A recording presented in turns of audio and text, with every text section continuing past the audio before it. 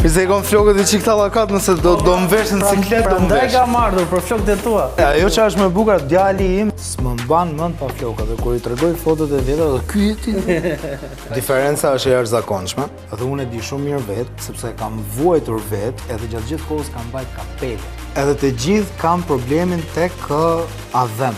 Ajo vetëm që nuk dhem. Por për kujdesja që ka 2 javë pas transplantit, është shumë e rëndësishme. Është shumë e rëndësishme. Është e nevojshme që të bëjmë një lloj sqarimi pse duhet një seancë e dytë. Ne kur kemi bërë mbjelljen herën e parë, ka qenë fokusi ke pjesa e parë. Gjithmonë ngri pak vetullat, pra është ndjekur një linjë zigzage e shtrëmur me qëllim për t'ikur efektit kukull. Është bërë një përqendrim te pjesa e parë dhe një densitet shumë i lehtë te pjesa mbrapa. Kur të fillojmë seancën e dytë nuk do e bëjmë si herën e parë që bëm densitetin më të madh te pjesa përpara dhe avash mbulon mbrapa, tani do bëjmë do jetë fokusi te pjesa mbrapa dhe avash do vim me densitet, pastaj më të ulët te pjesa përpara që të bëhet dhe një shpërndarje uniform dhe të jetë ai floku që rritet normalisht, qethet normalisht. Pjesa e pasme lihet për seancën e dytë duke qenë zonë që nuk është edhe me kontaktin fizik, se ndryshimi në funditës bëhet me pjesën përpara, jo me pjesën mbrapa. Gjëja më e rëndësishme që do doja ta theksoja, pra nuk ka shenja, rrënjët që merren nuk dalin më. Do ta ngacmojmë pak edhe kastron. Domethënë jeni 2 raste të ndryshme, pra është kastro që ka mbaruar dhe është Big Buster që duhet bëj një seancë dytë, pra është e nevojshme të bëj një pjesë. Vetë si procedura ajo nuk ka asnjë lloj rreziku, por rikuperimi mbrapa,